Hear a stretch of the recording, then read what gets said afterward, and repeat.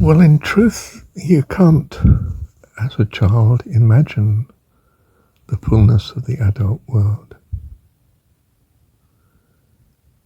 Your notion of it is the kind man in the shop that serves you, the kind nurse that you met in hospital, the kind parent your mum loves you, the kind brother or sister that is a long ongoing friend, the kind teacher at school. But you can't imagine the situation of heaven. There are no needs. It's not a place of good and bad. It's a place of just good.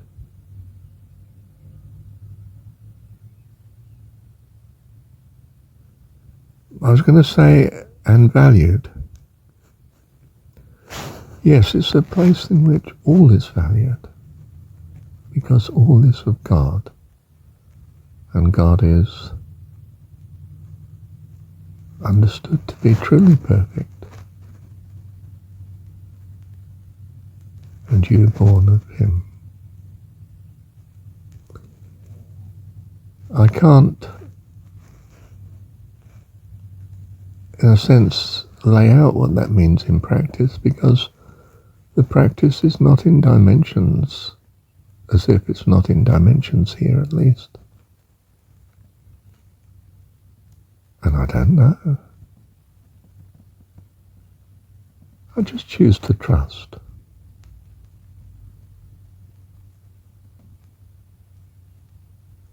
This upbringing here in this world of time, space and matter, in its amazing contrasts of good and bad, has achieved ideally its purpose. If you trust in goodness, if you trust in God and love God, God is your God, always and eternally. And that's what makes you out of place here, not of the world, and in place in the kingdom of heaven. Which is why you do not return to a place like this, to a universe like this, really, but to heaven. It's really all one can say at this level. We just trust all will be well. Kids have to do this for things to be well. And we are kids. Thank you, Heavenly Dad, that we are your kids, your children. How unspeakably wonderful. We're not required to have understanding here. Only love and trust. Can you do that? If you can now, you've saved a lot of lessons. Thank you, Heavenly Dad. But I did omit to say something that occurs to me now on review of this recording, and that is that you love according to your hope. Your hope is, in some sense, the values that you have at present.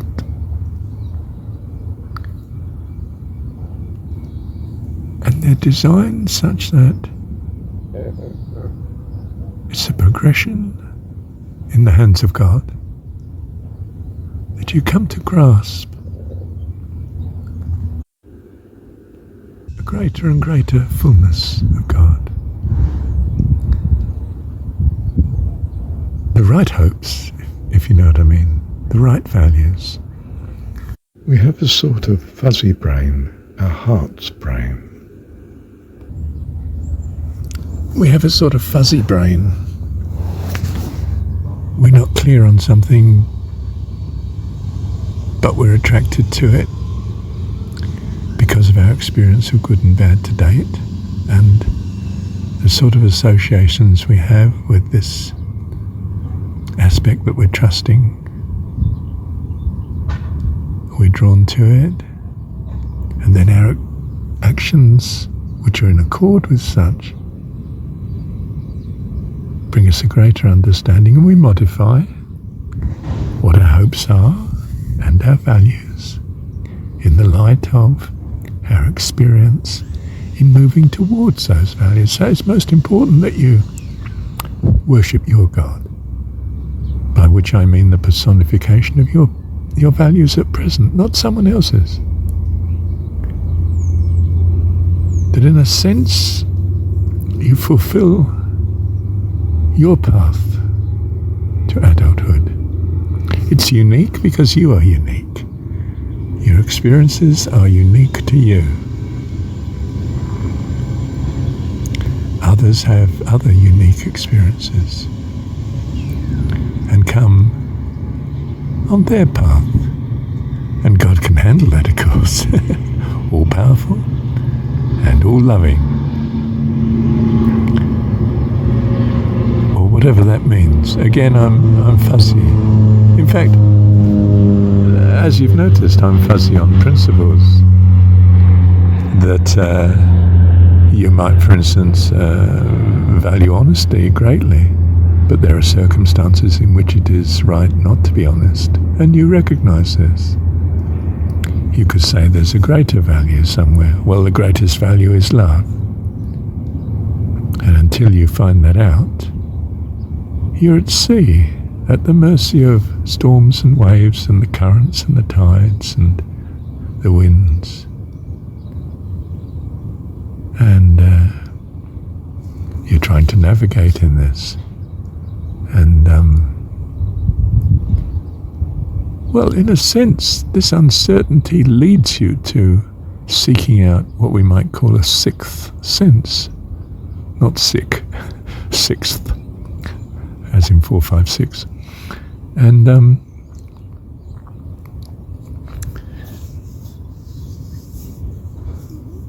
that is the preparation to do just that. I mean, in terms of John 17, we're seeking to know God more fully, not just our view of God at present. And we don't know. In other words, our knowledge at present is very fuzzy, not at all clear. And we might think much on thinking it through, so to speak. What must be the case, and trying accordingly, and seeing if such seems to turn out to be the case in practice. It's what being in this world is. But there are guidelines in the practice. According to the Jesus story, the foundation one is to see your God as your heavenly dad. Although your experience of dad is unique compared to any other person, it's your experience. And you start from this foundation of, although my view of love is fuzzy, it's from my experience in the world to date, which is very limited. I'm a child.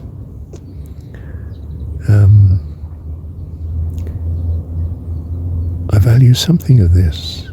There's a principle, there's a purpose behind it, a hope. So you pursue it. In other words, I've said here, my hope and values are closely something of the same substance in a way as is trust, as is love. You know that you choose to love a person. You don't have a full knowledge of what they are like, and you ascribe what you hope they're like and love them accordingly. And lo and behold, after a while, you realize they're not going to live up to this expectation. What do I do now? And now I've got it. I've finally arrived at it's marriage. Marriage suits the world in as far as it suits the world.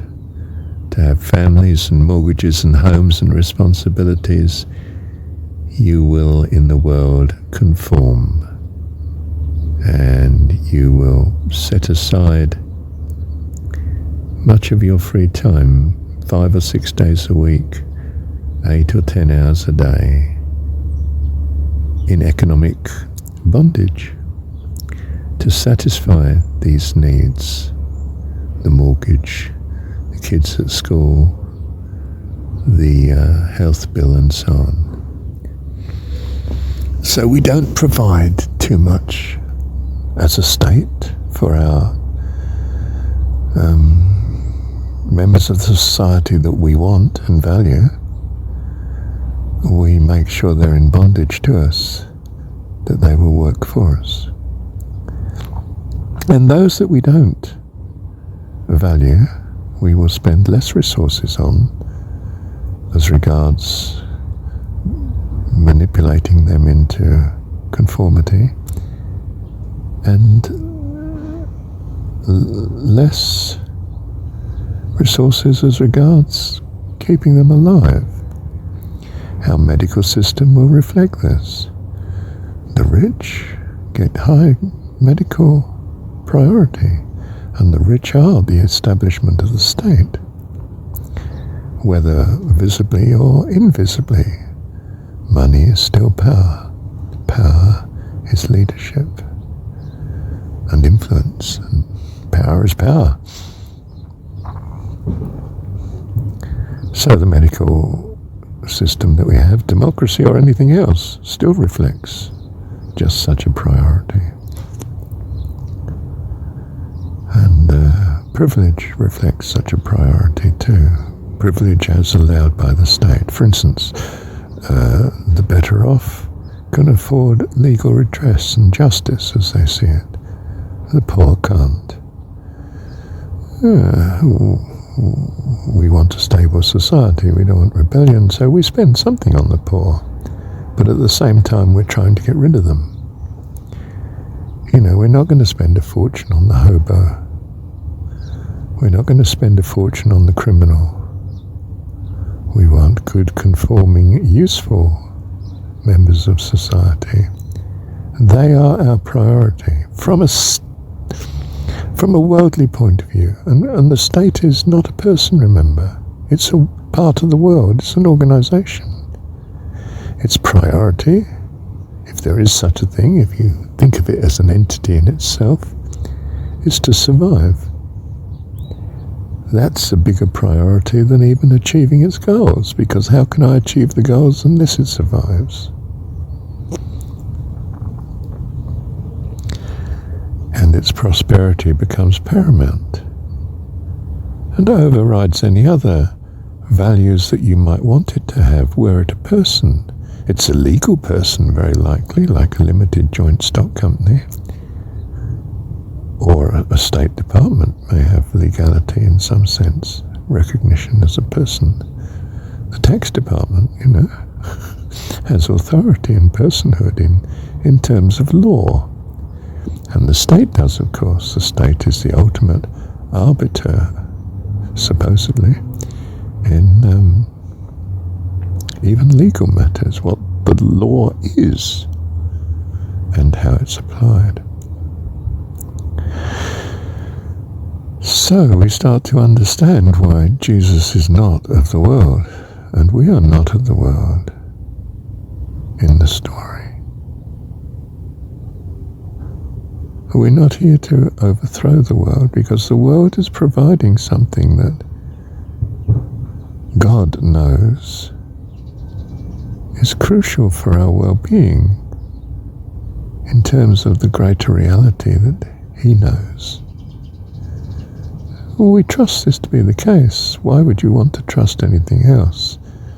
Do you really think it's better to trust He doesn't exist at all, or that He exists but with some inferior goal? I don't think so. If you're going to trust something, you may as well trust the best. What do you think?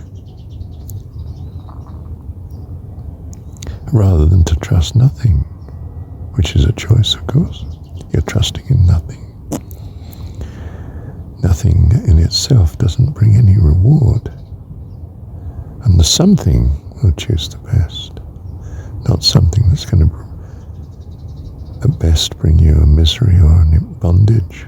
So we do not believe in what the world believes in as it appears by its actions, its organizations, its companies, its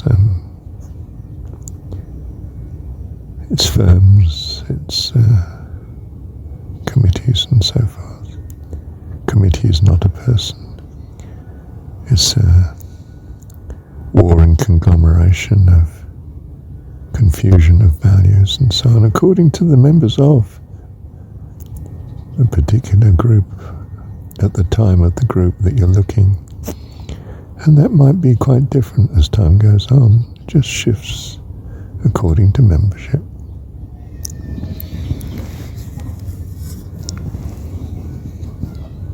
And you can get in a situation which we found where the state itself has a structure that even the membership can't steer. You know, this is the procedure, and the way of changing the procedure is in some sense in deadlock or in paralysis.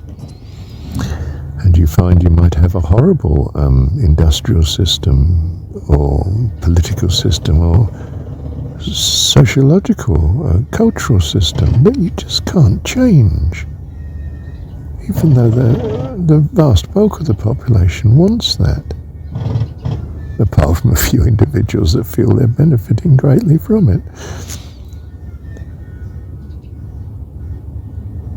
You see, we are not of the world. We are in it, but we are not an enemy of the world. We're an offence in that we don't have the world's currently presented values and culture. You know, I am not British. I am not a Kiwi. I am not, I don't know, of any persuasion you like, other than I'm persuaded much of the Jesus story. I don't think I'm part of an organisation, not really. I might have a humble membership of something, but I'm not active and not necessarily entirely for the organisation by any means.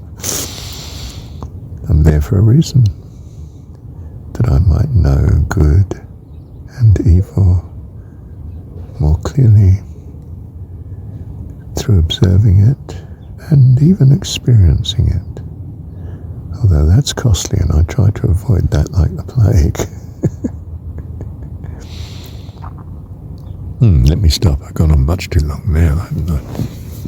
Perhaps I should have made this a different recording. Thank you, Heavenly Dad.